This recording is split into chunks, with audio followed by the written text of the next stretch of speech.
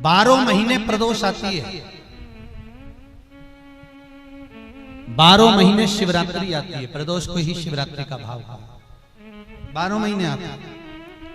अगर व्यापार ना चले, दुख तकलीफ ज्यादा हो, कष्ट ज्यादा हो, बहुत टेंशन जिंदगी में चल रहा हो, कोई काम हो ही नहीं रहा, कोई दिक्कत ही दिक्कत है, व्यापार सही ना चल रहा हो, कष्ट ही कष्ट हो,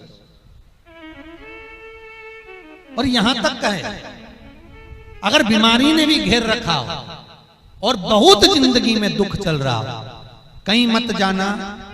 प्रत्येक महीने प्रदोष आती है, हर महीने शिवरात्रि प्रदोष आती है।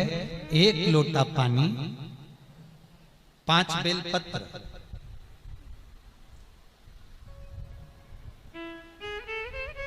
5 बेलपत्र, 1 शमी पत्र, 1 शमी पत्र, 5 बेलपत्र तांबे के लोटे में जल में डाल लीजिए। 7 दाने अक्षत के, आखे अक्षत के डाल लीजिए। और प्रदोष काल में, प्रदोष काल जो शाम का समय होता है, प्रदोष काल में भगवान शंकर के मंदिर जाकर पांव में चप्पल पहनकर ना जाइए। घर में घी का दिया लगाकर कलश लेकर शिव के मंदिर में चले जाइए। शिव मंदिर में दिया नहीं लगाना है आपको, केवल घर में दिया लगाकर जाना है। और शंकर जी के मंदिर में वो ऐसा कैसा ही पानी पूरा उंडेल कर डालकर शिवलिंग पर आ जाइए। झोली पसार कर प्रणाम करिए। शंकर की देहली पर 2 मिनट बैठकर ओम नमः शिवाय का स्मरण कर लीजिए। ओम नमः शिवाय भी आपको बोलना बताया था कि सौभाग्यवती नारी स्त्री नमः शिवाय ओम बोले और पुरुष ओम नमः शिवाय। अगर पति और पत्नी दोनों बैठकर जाप कर रहे हैं तो दोनों ओम नमः शिवाय बोल सकते हैं। पर नारी अगर अकेले बैठकर स्मरण कर रही है तो नमः शिवाय ओम। आप जब नमः शिवाय ओम बोलना चालू करेंगे तो ओम अपने आप ही आगे आ जाएगा। बोल कर देखिए, नमः शिवाय ओम, नमः शिवाय ओम, नमः शिवाय ओम, नमः शिवाय ओम, नमः शिवाय। नमः शिवाय से चालू करा, ओम अपने आप आगे आ जाएगा। पर पुरुष जब जब जाप करे ओम नमः शिवाय बोले। पति पत्नी दोनों बैठकर जाप कर रहे हैं तो ओम नमः शिवाय बोल सकते। केवल स्त्री जाप कर रही है तो नमः शिवाय ओम, नमः शिवाय ओम, नमः शिवाय ओम, नमः शिवाय ओम, नमः शिवाय ओम अपने आप आ गया। 5 बार, 3 बार, 7 बार कुछ देर शिव के मंदिर में प्रदोष काल में, प्रदोष के समय पर, प्रदोष के दिन बैठकर शिव नाम का जाप करें। जल का पात्र वापिस घर में ले आए और बड़े प्रेम से अगले महीने फिर प्रदोष के दिन, फिर प्रदोष काल में शिव के द्वार जाएं, फिर विनती करें। कहीं मत जाना, केवल शंकर की शरण में जाना, उससे कहना, उससे निवेदन करना, मुझे विश्वास है मेरे शंभु पर। स्कंद पुराण कहती है, शिव महापुराण कहती है, अगर आपने 2 या 3 या 4 प्रदोष ही कर लिए तो मेरा महाकाल बाबा आपकी झोली तो भर ही देगा खुशियों से। 2, 3, 4 बस बहुत। पूरे साल की तो आप करना, छोड़ना मत ही। अगर बाबा देवी दे तो पूरा साल तो करना ही करना, बीच में नहीं छोड़ना बाबा। कई बार स्त्रियां सोचती हैं कि बीच में रजस्वला धर्म जाता है तो हम नहीं जा सकते, तो घर का कोई व्यक्ति जाए, पर करना पूरे महीने की, मतलब हर महीने में एक बार कैलेंडर में जाके निशान लगा लो, लिखा हुआ रहता है प्रदोष, निशान लगा लो कि इस दिन मुझे जाना है शिव मंदिर, नमन करना है, अपनी दिल की बात बाबा भोलेनाथ से कहना है, अपने मन का बात मुझे शिव से कहना है, बस विचार कर लिया। और मैं निवेदन करूंगा, जितने लोग जल चढ़ाएंगे और दिल से अगर आपने मांगा है तो बाबा आपको इतना धन तो जरूर देगा कि एक बार शिव महापुराण आप भी कराएंगे, ये पक्का। बाबा इतना तो देगा, ये विश्वास से कहता।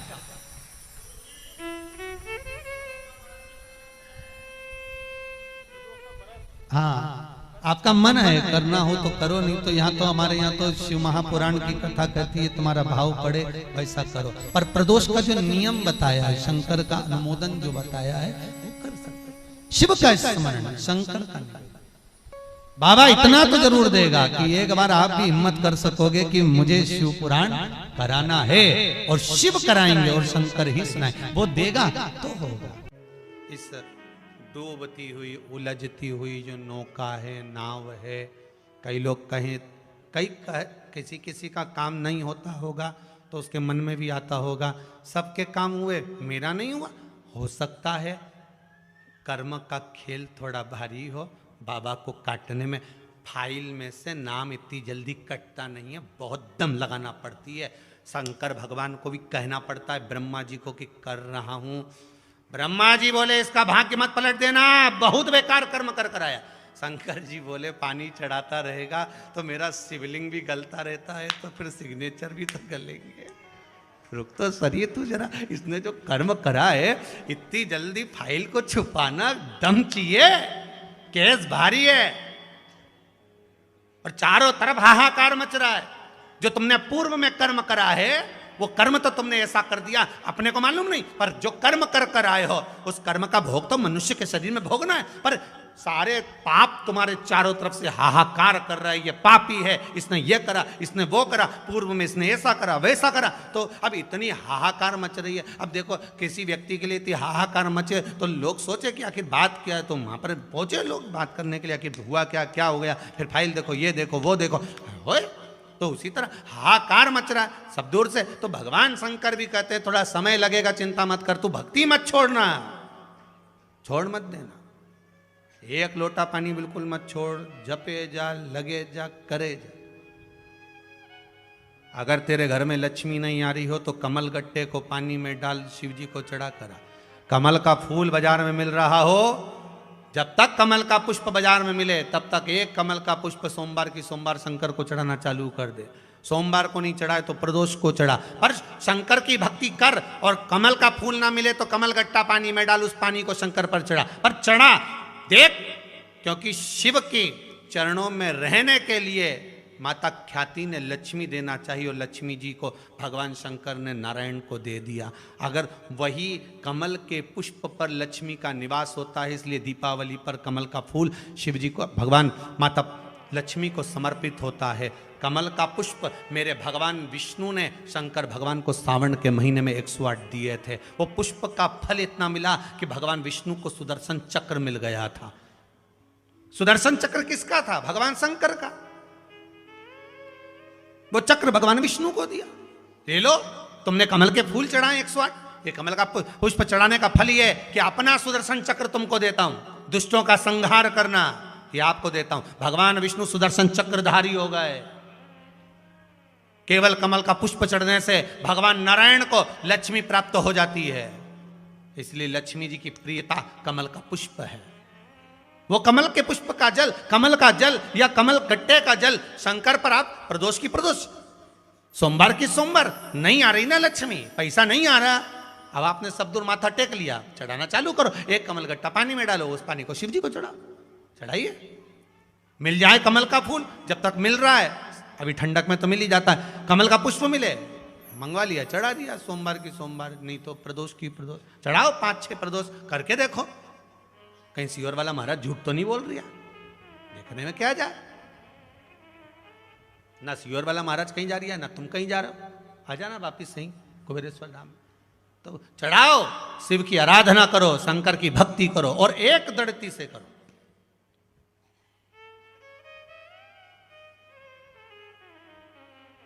एक दड़ी होकर, मेरी प्रीत ना टूटेगी भोले, भोले बाबा से, शंभू बाबा से, मेरी प्रीत ना टूटेगी भोले।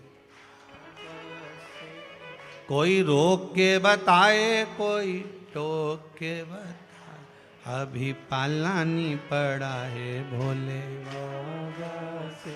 भगवान शंकर की भक्ति में रहकर, दड़ी होकर शिव की आराधना में डूबो। तो हमें ऊपर की भक्ति नहीं करना है, गए और त्रिपुंड लगा लिया, गए और भस्म रमा लिया, हमें ऊपर से नहीं करना।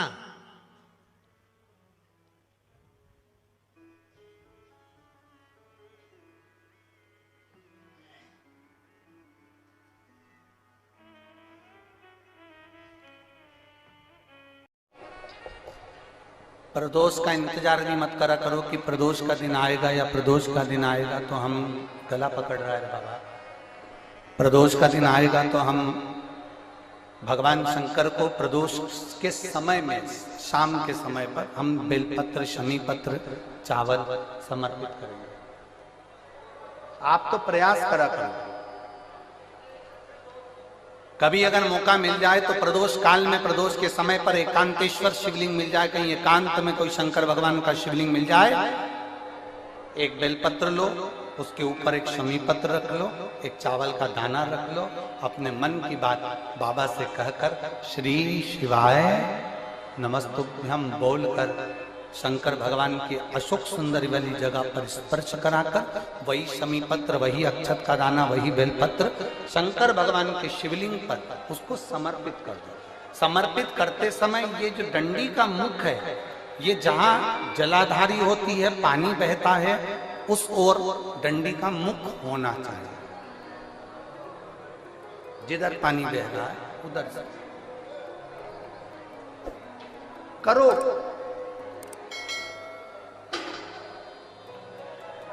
प्रदोष काल में करी गई आराधना,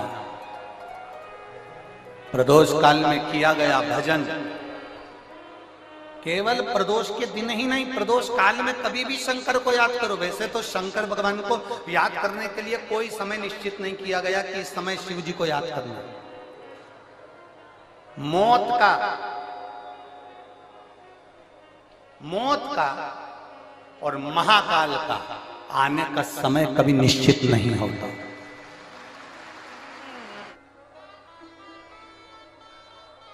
जिस प्रदोष व्रत का हम वर्णन करते हैं, जिस प्रदोष के दिन का आपको बधाई कल हमने दी थी कि प्रदोष की आपको बधाई हो, प्रदोष शाम का जो समय होता है, प्रदोष काल जो होता है, उसका वर्णन जब हम करते हैं, ये प्रदोष की पूजन का विधान किसने बनाया, ये प्रदोष की पूजन का नियम किसने बनाया, ये प्रदोष की संध्या काल का, प्रदोष के समय का पूजन का विधान कौन बनाया, ये प्रदोष के समय पर एक बेलपत्र चढ़ाने का विधान किसने बनाया, प्रदोष के समय पर एक शमी पत्र चढ़ने का विधान किसने बनाया, प्रदोष के समय पर अगर मान लो कोई भिखारी से भिखारी व्यक्ति भी है जो ठेला चला रहा है, उसके पास में खाने के लिए कुछ नहीं है, फटे कपड़े पहन रहा है, उसकी जिंदगी में कुछ भी नहीं बचा और कर्जे में लदालूम हो गया, एक चावल का दाना अगर वो प्रदोष के दिन, प्रदोष काल में शाम के समय पर शंकर के शिवलिंग पर चढ़ा देता है तो 3 या 4 प्रदोष में उसका कर्जा चूकना प्रारंभ हो जाता है। प्रदोष का विधान। इतना ये प्रदोष का वर्णन करा किसने, इतना प्रदोष की महत्वता बताई किसने, कौन करे इतना वर्णन।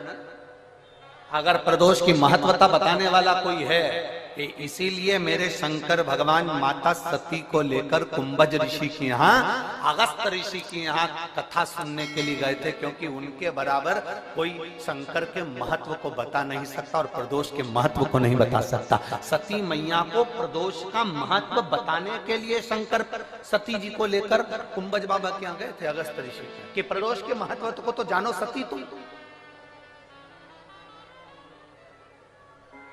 तुम प्रदोष के महत्व को तो सती जानो, तुम प्रदोष के महत्व को तो सती पहचानो कि प्रदोष का महत्व क्या होता है, प्रदोष काल का महत्व क्या होता है, प्रदोष के समय का महत्व क्या होता है। जिस समय पर सूरज डूब रहा हो, चंद्र प्रकाशित हो रहा हो, दोनों का मेल हो रहा हो, ना तो पूरा सूरज डूबा है, न पूरा चंद्र आया है, न पूरा अंधेरा है, न पूरा उजाला है, उस समय को प्रदोष काल कहा गया, उस समय को प्रदोष का समय कहा, प्रदोष काल कहा। अब कई लोग हमसे कहते हैं गुरुजी आप हमको प्रदोष का समय बताया करो कि प्रदोष काल किसको कहते हैं, प्रदोष का समय किसको कहते हैं। अब एक बात हम आप सबसे कहना चाहते हैं, जितने लोग आस्था चैनल पर सुन रहे हैं, जितने फेसबुक यूट्यूब पर सुन रहे हैं और जितने रेवाड़ी की इस पवित्र धरा पर कथा को सुन रहे हैं, आप सबसे एक बात कहना चाहेंगे, अगर हम समय देखकर बताएं आपको कि शाम को 6 बजे, 6:30 बजे, 6:30 पे लेकर 7:30 के बीच में ये समय है, या 5:30 से लेकर 6:30 तक का ये समय है, या हम तुमको बोल दें कि इतनी बजे ये समय प्रदोष काल का रहेगा या इतनी बजे ये समय रहेगा, तो देखिए कभी कभी ठंड का समय आता है तो दिन जल्दी ढल जाता है। कभी कभी गर्मी का समय रहता है तो दिन बहुत लेट ढलता है। इसलिए समय की गणना से मत चलो, आप तो ये अंदाजा लगाकर रखो कि दिन ढल रहा हो, अंधेरा होना शुरू हो रहा हो, सूरज डूब रहा हो, चंद्र प्रकाशित हो रहा हो, अंधेरा अपना काम कर रहा है, सूरज ढलता जा रहा है, दिन कम होते चले जा रहा है और अंधेरा थोड़ा बढ़ते चले जा रहा है। इन दोनों का जो मिलन का समय हो, अब वो कितनी भी बजे, आप तो बस उसके मिलन का समय निकाल लो, वही समय प्रदोष काल कहलाता है, वही समय प्रदोष काल।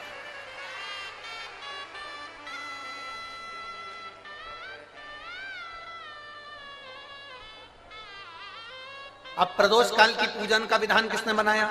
कोई आपसे पूछे तो क्या बताओगे? जम के बोलो जल्दी से। कौन ने बताया था? अगस्त ऋषि।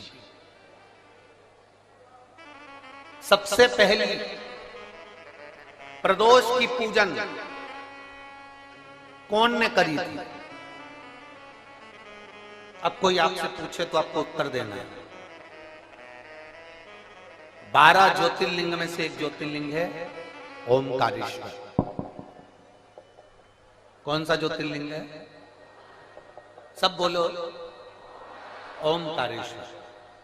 विंध्य नामक पर्वत पर वो ज्योतिर्लिंग विराजमान। एक निवेदन हम जरूर करेंगे, कभी मौका लगे, कभी मौका लगे, इस पंडाल में बोलकर जाना बाबा से कि बाबा मुझे ऐसा धन देना कि एक बार मैं भी कुबेरेश्वर धाम सीहोर आ सकूं और तेरे धाम में आकर कथा सुन सकूं, कंकर शंकर की पूजन कर सकूं, वहां का रुद्राक्ष ले सकूं। कभी कभी, और जरूरी नहीं है कि वहां का रुद्राक्ष केवल बीमारी के लिए काम आता है ना, कभी जिंदगी में कुबेरेश्वर धाम जाना और रुद्राक्ष मांग कर लेकर आना। और हम तो कहेंगे, जितने कथा सुनने वाले हैं सारे श्रोताओं से निवेदन करेंगे, लाल धागे में उस रुद्राक्ष को अपने गले में धारण कर कर रखो, जिंदगी में कभी हार नहीं होगी, आगे बढ़ते ही जाओ। चाहे महिला हो चाहे पुरुष हो, चाहे महिला हो चाहे पुरुष हो, गले में रुद्राक्ष होना जरूरी है। पहनो। कई लोग कहते हैं हम तुलसी की माला पहनते हैं, रुद्राक्ष पहन सकते? क्यों नहीं? किसने मना करा? कौन से शास्त्र में लिखा है, कौन सी वेद में लिखा है, कौन से पुराण में लिखा है कि तुलसी को पहनने वाले रुद्राक्ष नहीं पहन सकते?